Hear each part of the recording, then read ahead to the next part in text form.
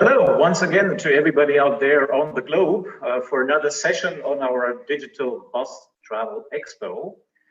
Today, we're looking into various fields of the hospitality industry and how Corona has impacted that and what the assumptions and expectations will be for the future in the various segments of the hospitality industry. I'm really very thankful to have such esteemed guests here on the panel today, which I will introduce one after the other, and we'll engage in a lively conversation with some questions that I have prepared and others to come up during our conversation. So I would love to dive right into it. Greeting from the bottom of my heart, Lukas Keller. You're based in Frankfurt.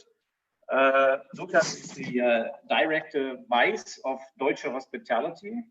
As he describes himself, a youngish mice nerd with a hands-on operational experience. Lukas began his career as trainee with Hyatt, got a degree from Hotel School The Hague, performed in sales with NH Hotels for 2 years before he joined Steigenberger Hotels 8.5 years ago. Since 5 years, Lukas looks after the mice business, now steering mice sales from the corporate office for more than 150 hotels of Deutsche Hospitality. Lukas is specialized in third-party relationships and online distribution tools for all Deutsche Hospitality brands, which includes Sleep, Intercity Hotels, Jazz in the City, Max by Steigenberger, Steigenberger Hotels and Resorts. So we're talking about 152 hotels in 20 countries and 3 continents. Lukas, after the first 4 months of the Corona crisis, where do you personally see the greatest challenges in the future? First of all, thank you, Sebastian, for having me today and for the great introduction. For me personally, as I'm looking after my sales at Deutsche Hospitality, I see challenges in adapting conference and meeting services to the new normal. We all heard the new normal, right? Understanding the meeting planner according to this fast-changing environment, and especially to the new needs and restrictions must be one of our top priorities. So we can't perform as we have done before Corona, in my opinion. And it's very, I want to share one thing with you guys. I think when reaching out to our planners and trying to reach them, we won't reach them by posting new pictures of our event lobbies and featuring hand sanitizer stations in the lobby. Sorry guys, it won't make it. We have to understand the new needs of the meeting planner these days. Okay, Rocco, Bova, since the age of 13, your curiosity in hospitality was obviously developed, and your thirst of knowledge has taken you to work and live in 11 different countries and manage some of the best luxury properties in the world. Cornell educated with an international career in luxury hotels spanning over 20 years and 6 continents, Rocco is a passionate, energetic, and enthusiastic professional with experience from classic hotels to cutting-edge design, from business city properties to resort operations, and from golf resorts to destination wellness. Part of your retirement plan, Rocco, is to become a teacher or an invited speaker in world-class hospitality school.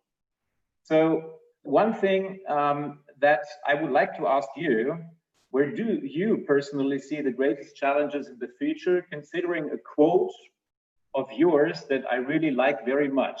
Rocco says about himself, "I consider myself blessed and one that believes in karma."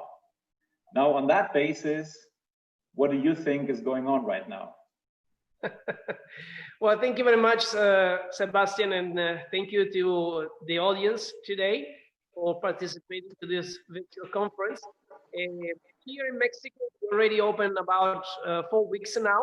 The resort has been accepting guests from all over the world. Actually, Mexico has not closed the borders to any nationality.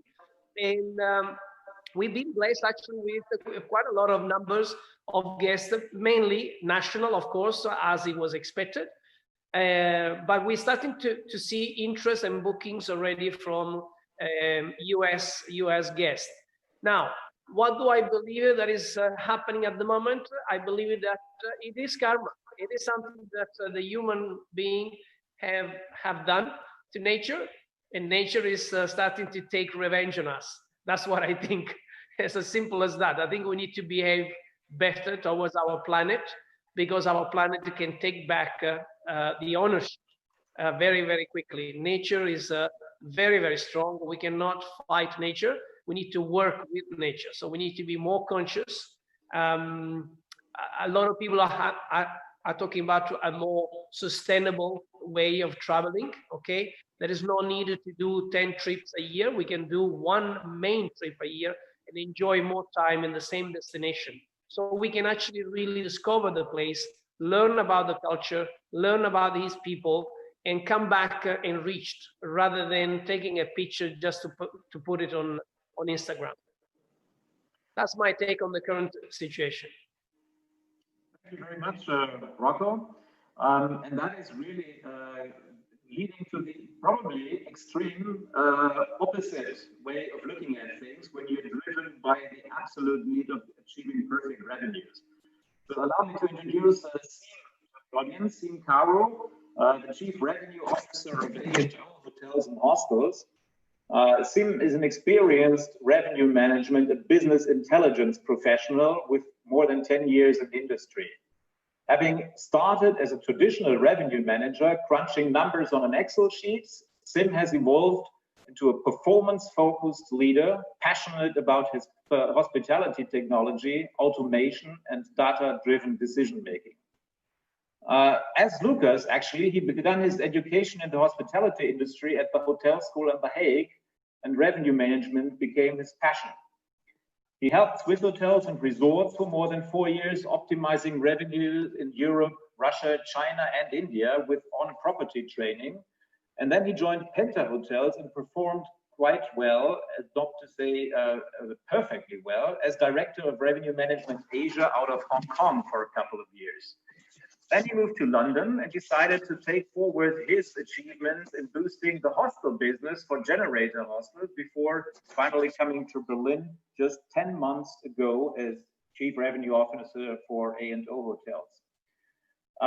A&O Hotels, might not all of you know, a European hotel and hostel chain, the largest one today with more than 35 hotels and hostels all over Europe, focusing on low budget, youth, and family travel. Siim, when you took over as a CRM in October 2019, for sure you had no idea what would happen in the coming months. And the A&O claim, everyone can travel, now seems not to be up to date anymore. Can everyone travel? And what do you feel is the greatest challenge for your field and work in optimizing revenue now? Yeah, thank you for the introduction, Sebastian. Glad to be in this conversation. As you said, I mean, in October when we started here at A&O, we had great plans for 2020, 2021, setting up a whole new revenue management infrastructure from technology involving a whole new BI team, and we had set us great targets for the next 2 years to lift the revenues. We were well on track all the way until the 24th of February, when we had the first first wave, or the first impacts really in Venice, where we hold a substantial amount of inventory, as basically the Chinese travel connections were dropped, and Italian, like the northern Italy, went into a lockdown shortly after. So so the everyone can travel motto really in the last couple of months hasn't been correct anymore. So it was something that we not only from the numbers and from the global aspect, we didn't only feel it like that, but also for the for the founder and CEO, for him it was very personal, because the reason why he set up this company was to really allow everybody, regardless of their budget, regardless of their social background, to have the possibility to visit foreign places.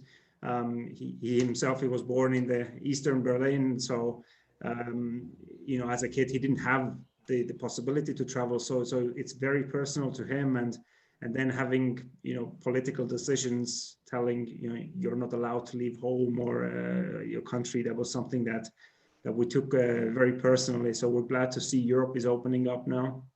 It's going to take a while until you know, the whole world can travel, but who knows? I mean, Lucas mentioned the new normal. I mean, in our sector, we have no idea what's going to be the new normal. I sure hope that the current status is not going to be the new normal, because otherwise we're in trouble.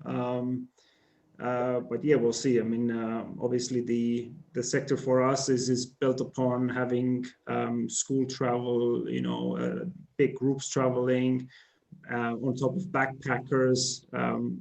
These are all types of businesses that basically have disappeared, and what we will have to see and really just observe what's happening before we can say what's going to happen in the short term, at least. Well, thank you, Siim, for your initial statement. Don't feel relaxed. I'm going to get back to that question a little bit later. What does that do to your revenue optimization work? But now I'd like to introduce Louis Thompson out of Mauritius. Yeah, Louis is sitting on this wonderful island. Although it's very dark outside, I see in the background. Since 2004, Louis has spent his career specialized in eco-resorts, wellness retreats, safari lodges, pop-up hospitality concepts, tented camps, and sustainable residential villa developments. Between 2004 and 2012, Louis was the director of green building and landscaping at Six Senses, Resorts and Spas, and Soneva Resorts, where he developed an environmental management program and worked on special projects, including the treetop dining pod and eco suite at Soneva Kiri, Fresh in the Garden treetop restaurant at Soneva Fushi, and the post-tsunami landscaping of Soneva Gili.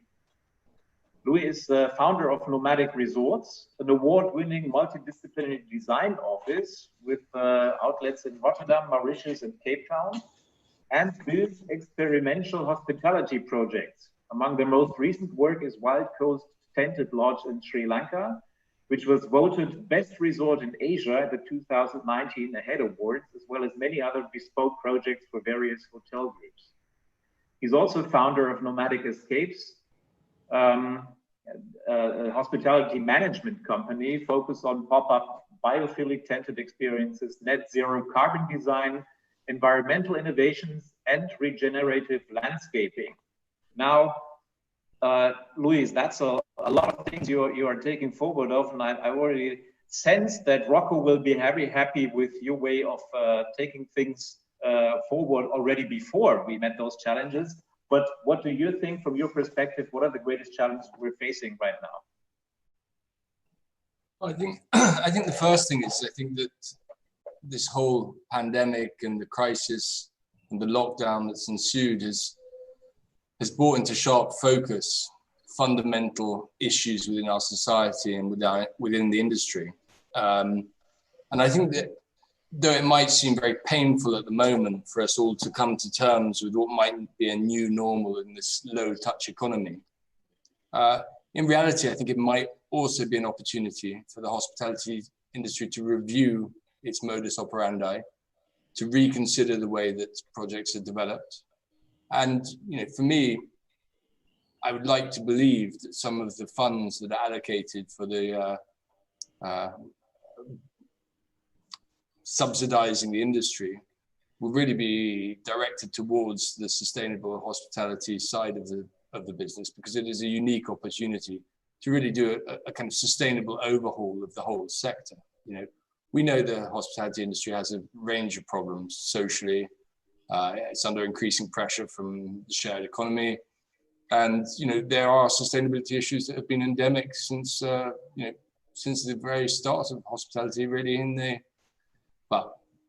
at the start of the modern tourism industry in the 1950s.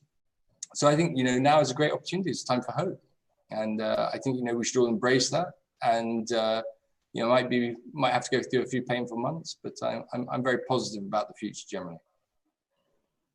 Well, that sounds good. I like positive thinking in these times. We're having not too much of that. And the challenges indeed are really big ones.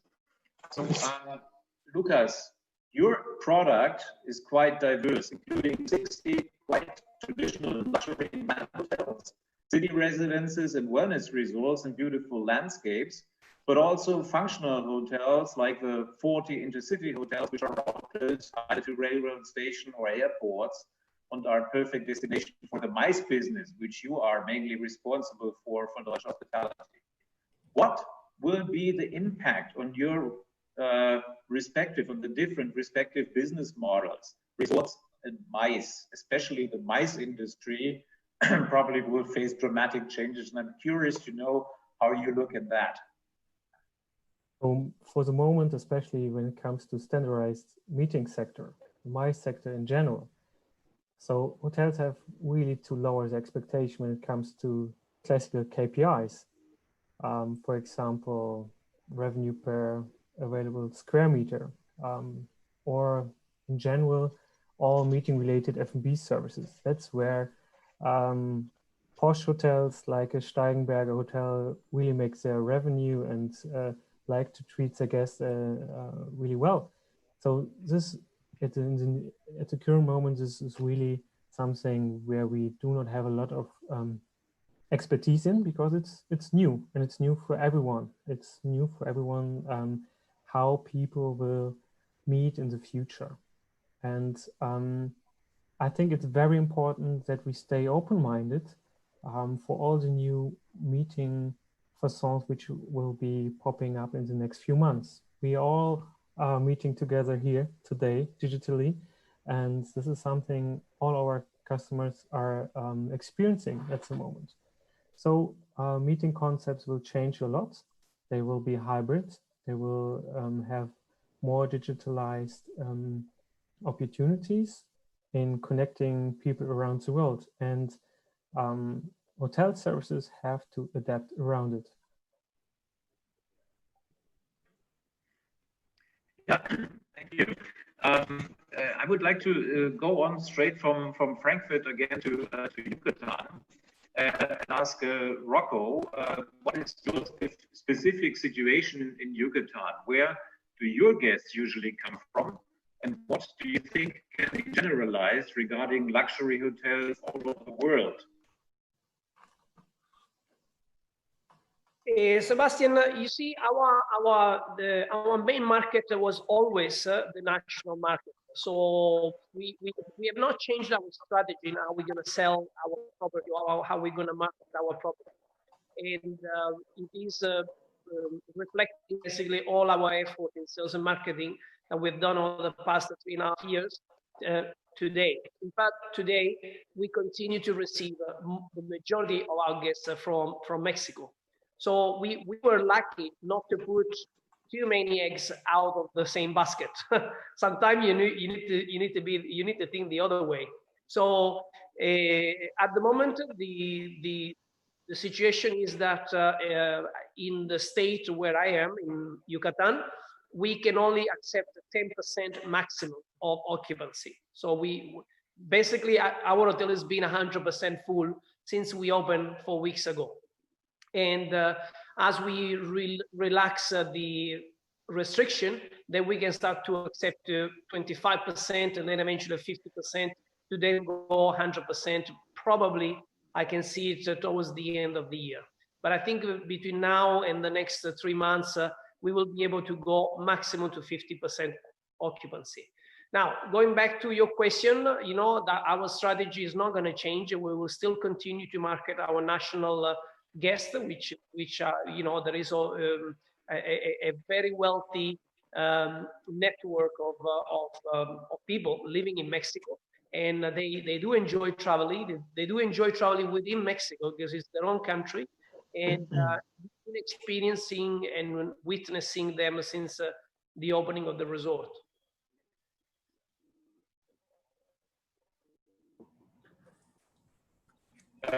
Well, I believe that the majority of your guests that come from Mexico itself, you don't have so much of international travel or overseas travel at all, right? Sebastian, I'm not hearing so well, but I think I got your question. So we The initially when we opened, the percentage of our guests, the ratio were 50% Mexican and 50% from other international market. And now we are running at about 90% national and 10% international. We had an interesting stat on that. I mean, we had in our properties in Germany already before the crisis, we had the check-in kiosks rolled out entirely. Yeah? We never saw a good pickup on it. People were just not using the kiosks or and we barely have seen any uptick in that percentage during the COVID crisis now. And you would assume now people, they don't want to speak to anyone. There's almost no difference. Like people don't go to the desk or they don't check in on mobile more than before. It's still the same. You know, Siim, strange enough, I used to work with Hilton several years ago. I was in Kuala Lumpur, and we installed the first check-in kiosk, the self-check-in kiosk, 15 years ago. So that's nothing new, 15 years ago. Yeah. And exactly like you said, already then was a kind of, very cool thing to have. It was like a cash machine, equal to a cash machine. But it was hardly used. We had a desk there, and people, people like to see a person, check them in, and asking them for an information. A check-in kiosk will never be able to give you certain information. Maybe now with the technology that we have, probably you can have a digital concierge, better than 15 years ago for sure. But still, yeah, I don't know. I mean, for me, I hope we will never get to that point that I need to speak to a speaker that is going to tell. I'm very curious, Lucas, are companies booking meeting spaces again or not yet? Oh, it's picking up really slowly. Groups. Imagine 6 to 10 people is a new normal. Maybe sometimes something crazy up to 30, 50 people. And this is an issue, but we see a slow pickup in meeting planners' interest for 2021. 2020, most large events will be forbidden. So fairs, conferences, congresses, they are all maybe rescheduled for 2021. That's why a lot of businesses are swifting. And for these days, we are seeing baby steps in the really smaller meeting area. We're hoping for the best. And what I wanted to add to this earlier conversation is imagine a meeting without getting to the bar afterwards. Isn't that the place where you get those meaningful contacts from, or just those experiences traveling to and back to a meeting? It's a package, and you don't get this entire package from a meeting. It can be a substitute for certain meetings, but not for all. And I'm already looking forward to exchanging thoughts again live. I think the bar is the primary reason people even go to the conferences. Yeah. So do you think that the actual way that, the locations that people select for, this is not a sector I know anything about, by the way, in my sector, but I am quite interested because I do wonder sometimes whether, because of the spatial constraints, so, you've got, I suppose, like very high rentals for those city locations where you do conferences and have, do you think there's going to be a shift towards doing, these kind of events in countryside locations? Could that be possible, or is that a kind of crazy notion?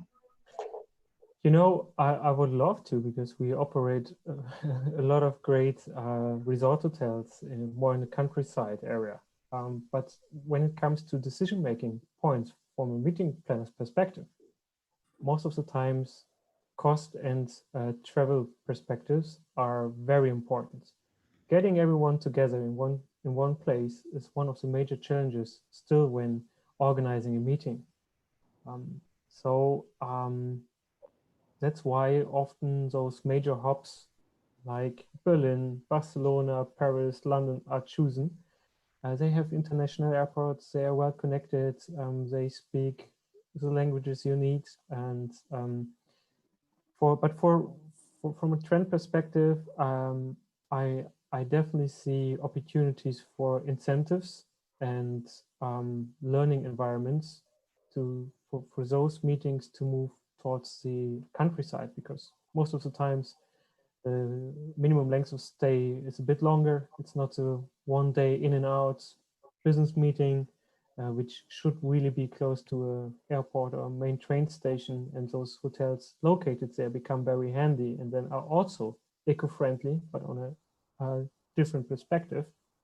And those resort locations can become very handy and relaxing for those interacting with each other in a completely different way.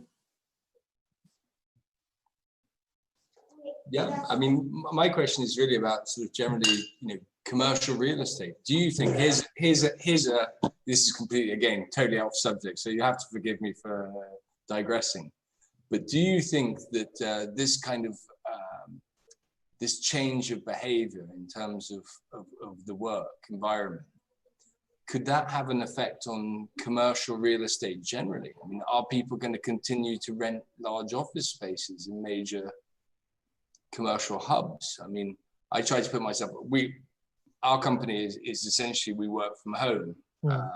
And so we have offices in different locations. So,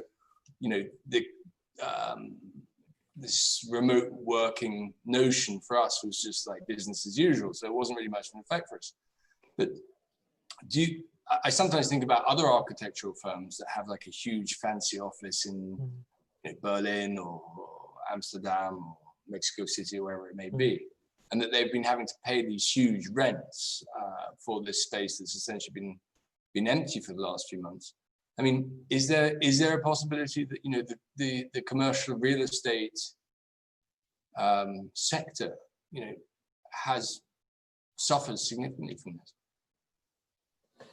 In my humble opinion, we all experience a different change in behaviors those last weeks, where we all worked from home, or so many of us worked from home, and somehow we managed to stay productive and to interact with each other. So that this is a point for working from home, working flexible hours, and probably not being in need as a company to have this posh location one office building downtown. But still, when people have to get together to make decisions, we have to have in mind how they travel and how they get together. They will need a place centrally located for so many opportunities or occasions, let's say. And I hope it will stay it, because that's our business model, to be honest. Okay, I know that Sebastian has a bit of a problem with his communication, so we just got a question in from Jan Larsen. And his question is, will this change the demand away from Airbnb to hotels? So can I direct that to Siim Karu? I'm taking over a little bit the host role. I hope you don't mind. Siim. Well, that's what we have seen from some market intelligence, at least. Yeah. So I mean, I don't want to take anything away from our friends at Airbnb, who we are just also in a direct conversation with to get our properties listed. But we have seen, like from the market intelligence, that especially for city destinations, Airbnb production is going down drastically. Probably, I mean, I can imagine it has two reasons. One of them, which kind of seems to be the obvious one, is that people they trust the established hotel a little bit more than the John Smith renting out his flat to have it disinfected before.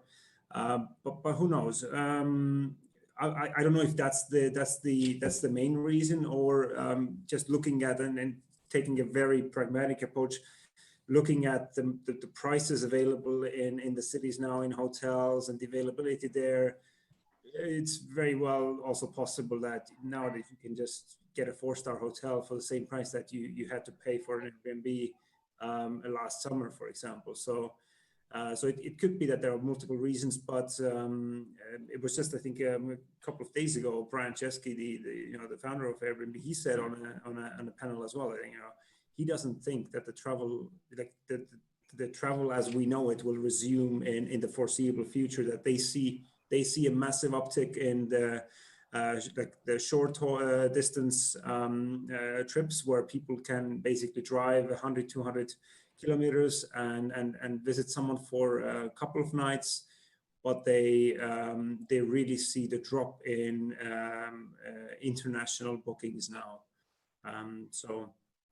There is also another thing, Siim, if you allow me. I mean, we need to see also in the next 3 to 6 months how many hotels will shut down forever, because this crisis obviously put a lot of hotels owners to their knees, and they will close down for good, or will wait for another investor to purchase the property and redevelop into something else, or maybe another hotel brand.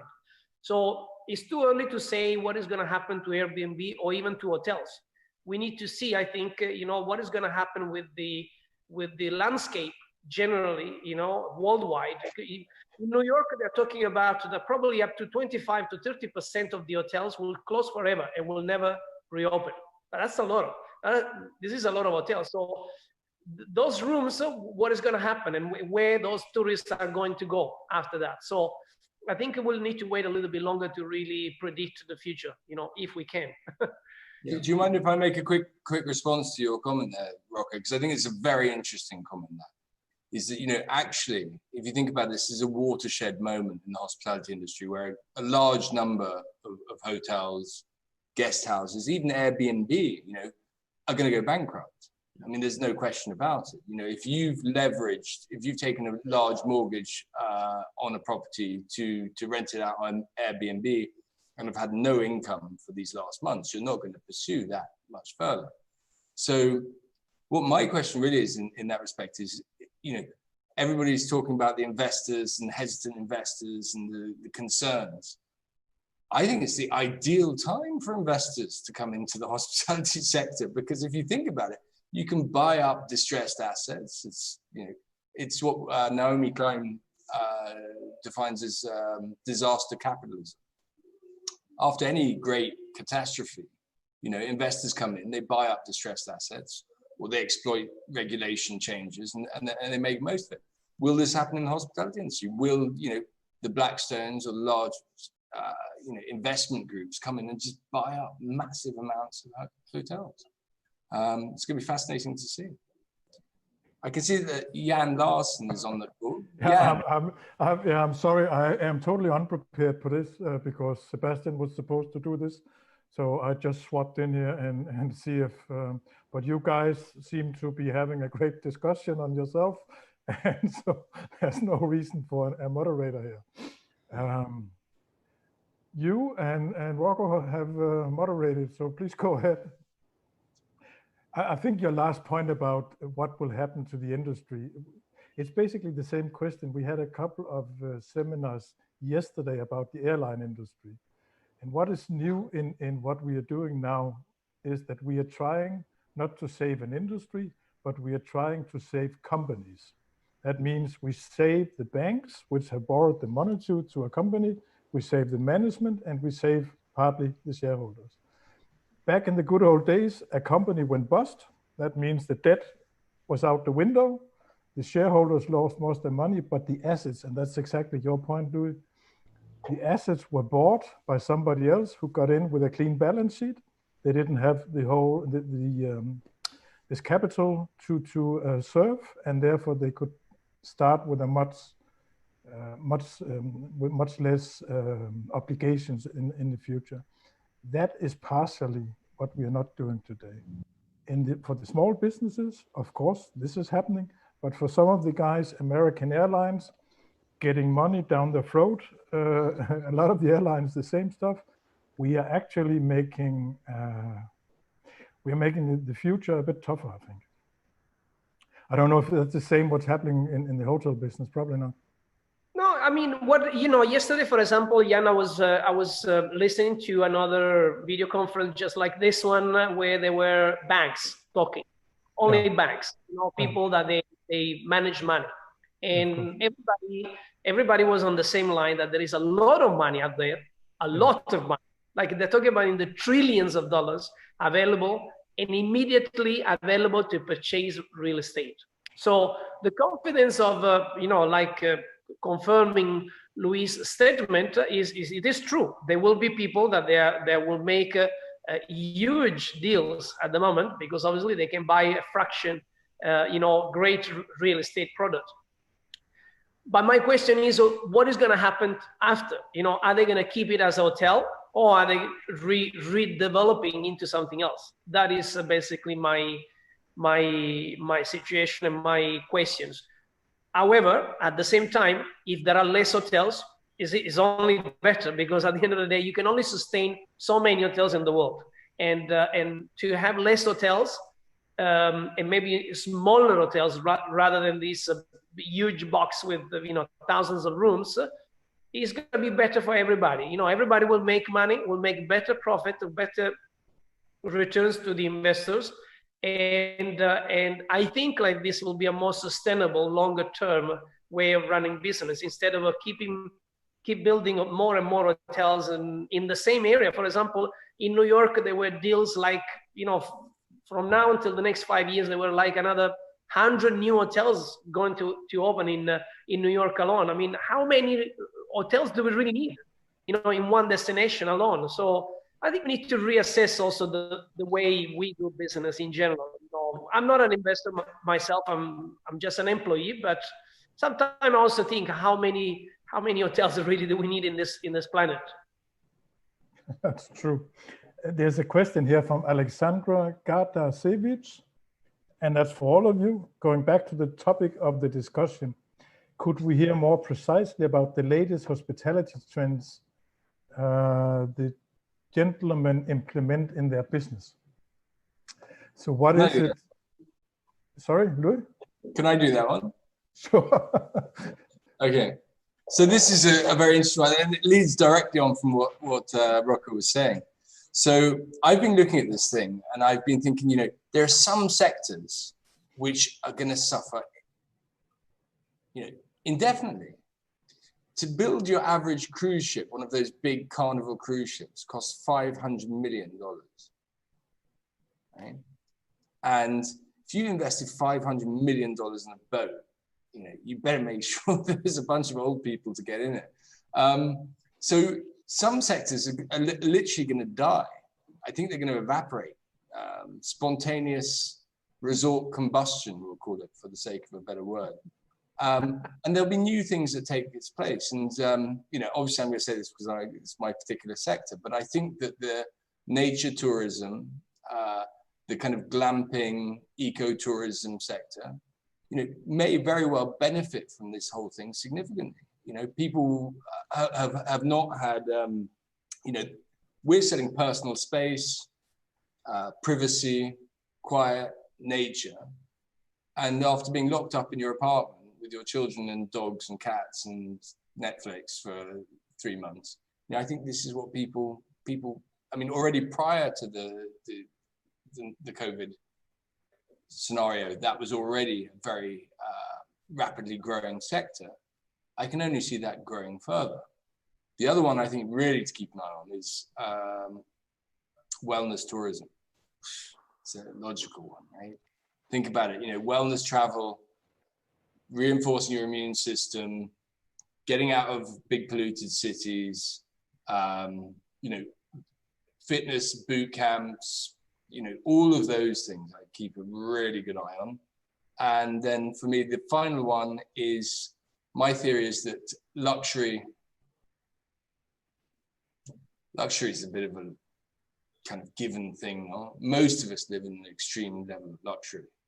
I've got a really nice apartment, the house I'm in now, super comfortable, really nice. Everything's luxurious. We've got 3,000 different TV channels. We've got air conditioning. Actually, we don't have air conditioning, but most people do. And at the end of the day, that luxury, how are you going to offer more luxury than what people already enjoy? So my thinking is the next big thing will be luxury will be displaced by adventure. People will agree on that, Rocco? Rocco, do you agree on that? I did hear, and I would like to add something that glamping and wellness actually are starting to merge in a way or the other. So more and more companies that run wellness resorts, they're getting into glamping as well, and or they want to have this, you know, back to the old days when you were going maybe 30 or 40 years ago in a camping with your parents, and now that they can afford more, they can go to a nice glamping with air conditioning and a bathroom. I think these two are merging, because wellness is also about getting back to nature, you know, getting back to something more rustic and in contact with nature. So I can see it coming that the two industry will merge, and they're already merging anyway. So in fact, to the statement of Luis, he already worked for Soneva, for Six Senses, which are very much wellness and sustainable companies, that they also have glamps in their property. So I think is a fact. And the last statement that Luis is talking about, luxury is definitely going to change for sure. People, I mean, I can see it even in our guests. Our guests, they are very wealthy. They can afford to stay with us, you know, without any problem. They can pay $1,000 a night, but they're not looking for glamour. They're not looking for gold chandeliers, you know, and a Rolls Royce coming to pick you up. There is still a market for it. There is still a market, and there will probably be for the next, I don't know, 10, 15 years maybe. But it's getting smaller and smaller. This segment is getting smaller and smaller. So now the luxury is being transformed into experiential adventure and less blinks. You know, people, they want to have real connection. They want to understand perfectly where they are. You know, they don't want to have a fake experience of having an Italian restaurant in Mexico. You know, I remember when we first opened, we had a guest from France, and he said to me, "Why don't you have more people, you know, that can speak, you know, different languages, you know, from France or from Italy or from England?" I didn't answer back to him, but I say, you know, you're coming to Mexico, you know, now maybe you need to make an effort to understand a little bit of Spanish instead of having a staff that can speak several languages. Okay, I get the point, you know, maybe the communication. But, you know, we've been open for 3.5 years and had guests from all over the world and never heard of this comment again. So obviously it's 1 in a million, and I feel sad for that. But yes, indeed, I think the authenticity of the experience will be key from now onwards. It doesn't matter whether you pay $50 a night or $5,000 a night. It's just being authentic. You said, Louis, that luxury will prevail. That's probably what I would agree to. What about Siim, the budget hotels? How does the future look for that? I mean, social distancing, a lot of extra cleaning, a lot of extra costs, and the occupancy rates are down a lot. How do you look at the future now, not the long run, the next 18 months? 18 months, well, I wouldn't like to make any comments on 18 months just because, and for actually a very factual reason, is that looking at the predictions we made in March, or the second week of March, or the fourth week of March, all the way until now, the first week of July, I think it was literally last week, Monday, when I made a statement in our board meeting, which is completely invalid as of today. So it's very there's no reward in actually trying to predict the next year or next 6 months for me, even at least in our sector, because it's very dynamic. It's very short notice. Obviously, you know, we you can stay with us for a tenner a night in certain locations, and we are in the segment really where the price matters. We offer a functional product. It's you really pay for what you get what you pay for. It's a place to sleep for a night when you're visiting a town that you don't have a home in. So we don't sell the story or the extra services there. It's really it's a safe and a clean place to sleep, and we've been doing this quite well for a while now. What we see in the trends, obviously, and what's going to be a challenge is the group travel, which is an essential part of running kind of the budget business, because you do need that sort of a base, where the hotels do it with a luxury cruise or airline cruise, so that we don't have that. We usually rely on the student groups there. This is something which has stopped, not because the students don't want to travel, but because the government say you're not allowed to travel. One thing we have identified very clearly in all the booking patterns since the beginning of the year is that people are less influenced by the spread of the disease or the kind of the time that goes by, and way more influenced by any political statements or restrictions. So we have seen a clear uptick in bookings as soon as a government that re-announces that, okay, this is open again, that's open again, like literally from the date itself. And I mean, and we know as of today, the level of infections in the world is, higher than it has ever been. So we can see that the vast majority seems to be, still very much for traveling. It's just that the question for them is, especially in Europe, has been over the last months, can they even travel outside of their own kind of the county? Or like in Germany, they basically created a lockdown among the German states, which is, it's crazy to think that it's even possible nowadays that, you just lock down healthy people, assuming they might be sick. So obviously for the product that we have, it's a combination of hotel rooms and dormitories. The dormitory bed is the one that's going to struggle, and we think that will struggle for a long time. And that's primarily because of the group restrictions, because obviously we think about the school travel, then, not having classes for the last few months, people will want to catch up, and schools will want to catch up end of the year. So we don't really think that's going to return until like next spring, when is usually the start of the school travel season. So we have kind of taken that as is the way it's going to be, and put that into our projections at least.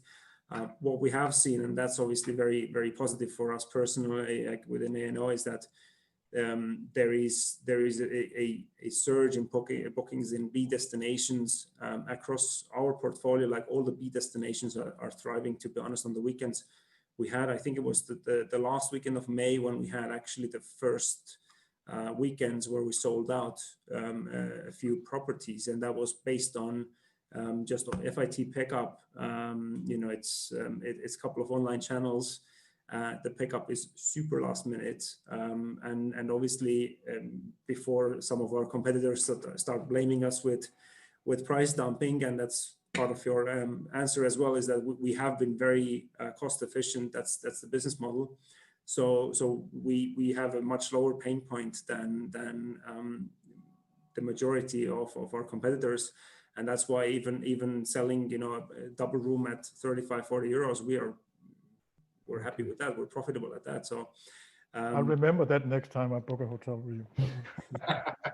But that's the prices we have been doing, and people are very happy to see that. I mean, we can see it in our booking trends. People are coming to us.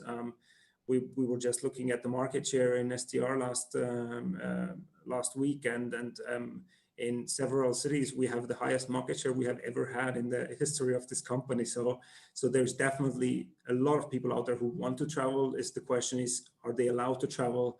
And obviously, with Rocco and Louis, we're talking about very different segments here. It's there for families, for singles, couples who are very much cost focused as well. They don't want to overpay for the stay, because that's not what they're there for. They don't, they're not looking to stay in the property. They want to stay in the city and just have a place to sleep. So but we have seen some very positive signs, especially in the recent weeks, and it looks like that the individual traveler is definitely very, very keen to travel again. That means, if I try to sum up a bit, you basically say because of a very good cost structure, you are okay, and you see signs, you see silver lining from Rocco. I hear that luxury, I hear from Louis as well, luxury will always prevail. That will come back. It's a question of, as Winston Churchill say, if you're going for hell, keep walking. So we need to get through this process here. What about you, Lucas? And we're a bit over time, so if you can make it short, I'll appreciate that. Yeah. So real quick, summing up how Deutsche Hospitality experienced the last couple of weeks when business started to pick up, and I'm actually taking a few arguments here from you guys. We see that people like to travel short distances. They go there where they can experience nature, where they can have true experiences at the coast, in the mountains, and that's where our properties, no matter 4 or 5 star, mid-scale or super luxury, are really super busy. City destinations, it's a completely different game, but I also see a pickup here, like Siim said. We see we in our 1 to 2 star selected service mid-scale segment. So exactly the same ideas. A big question mark leaves the MICE sector, and we will see, and it's really hard to predict. Again, I'm with Siim here. It's hard to predict how the recovery phase will end up, especially here in the Central European market. But we all stay quite positive here. There's another one of Winston Churchill. It's very difficult to forecast anything, particularly about the future. There's one here, I think it's for you, Louis. That's the last question, if you allow. Greetings. Do you think that camping and other outdoor activities can be popular instead of hotels? I guess the short answer is yes, but Louis, you are more an expert. Can be popular instead of what? Hotels. Yeah, I think it's an interesting thing, but I was going to say something to Siim actually, is that one of the things we've been looking into in our new tent models is that our manufacturer has created an antiviral fabric. So, you know, there's certain materials that hold the virus longer than others. I mean, strangely enough, everything's been packed in plastic, but plastic is one of the materials that maintains the virus for the longest time. So things like copper, for example, you know, have a very rapid evaporation of the virus. So one of our tent suppliers or fabric suppliers has come up with an antiviral fabric. And I was thinking for your dormitories, it might not be a bad thing to look into. You know, you could curtain off, you know, certain parts of the room. Wouldn't be a great expense, I don't think, and it might be very beneficial. But back to the question, is camping going to, yes, I'm pretty sure it is. I think for me, caravans, you know, there'll still be popularity, but I think that the caravan image has been somehow tarnished with, you know, the kind of trader trash association of Breaking Bad and people, you know, doing terrible things in caravans. So I think caravans probably need to rethink their business model. Traditional tents, you know, are great, but you know, people do expect a certain level of comfort. So for me, I think most of our products are too high end. So we're focusing very much on creating a new line of tents, which are more affordable for the owner, have a similar level of comfort, easy to install, but you get the impression that you'll have a sense of luxury, even though, you know, it might not be, you know, to the same extent as hotels. As I say to people, you know, if you have a hotel, multi-story hotel, connected by a lift, then everyone's clawing on those buttons with their grimy hands. You know, that's a problem, right? Because lifts are a problem. I got stuck in a lift on Thursday last week with 2 other people. And, you know, it wasn't a very pleasant experience. And one of them started coughing blood. No, I'm joking. But what I mean is that, you know, there are some things that are adapted to some things that are adapted to others. Yes, short answer is yes. Some hotels will have a hard time reconfiguring their systems to correspond with this new low touch economy. But camping, we're selling air, space, quiet, and nature. You can't go wrong with that. That's what everyone wants. Louis, I'm sorry. We have the next guy waiting, the next session waiting. So I'm sorry, I have to interrupt that. I want to thank you. You took the ball very fine as Sebastian dropped out, and you ran with that. That was actually very entertaining. Thank you a lot for taking part, and I'm sorry about this technical hiccup. Thank you, guys. Thank you, Jan. Bye, guys. Sure. Pleasure to meet you. Pleasure. Good luck.